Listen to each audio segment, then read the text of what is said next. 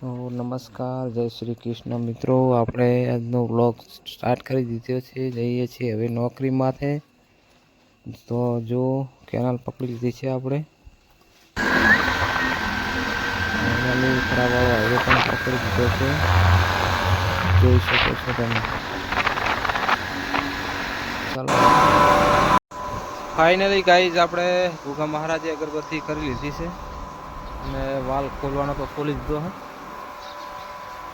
હવે બધાય મળી અને આ બધી સાફ સફાઈ ચાલુ કરીએ. ત્યાં સુધી બન્યા રહો અને વ્લોગ અમારો સારો લાગતો હોય તો લાઈક કરતા રહેજો. જય માતાજી. ફાઇનલી ગાઈઝ લાઈન બંધ કરી દીધી છે, સરવાળ લાઈન. ટાઈમ થઈ ગયો તો અને ત્યાં ટાંકા પર જુઓ મધ કેટલા છે, 5 મધ છે. તો હવે થઈ ગયો છે જમવાનો ટાઈમ. તો હવે જમી લઈએ, ત્યાં સુધી બન્યા રહો. તો ફાઇનલી ગાઈઝ આપણે બેસી ગયા છે જમવા. તો જોઈ લો, છાશ છે, શાક બનાવ્યું છે કેરી, ડુંગળી અને ગોળ નાખીને.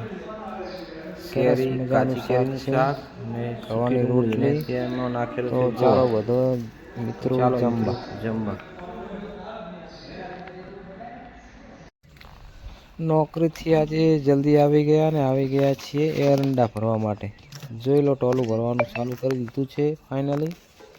અને આ છે ટ્રેક્ટર અમારું અને એરંડા ભરવાનું ચાલુ છે. તો જોઈ શકો છો તમે.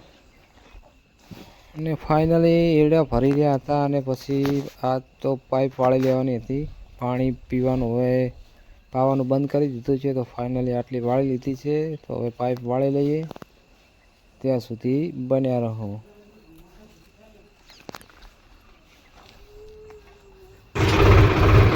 ત્યાંથી એરંડા ભરીને પછી નીકળી ગયા આપણે. જોઈ લો, પહેલું આટલું ભરવાનું છે એરંડાનું. હવે આપણે જોઈએ છીએ ઘર બાજુ.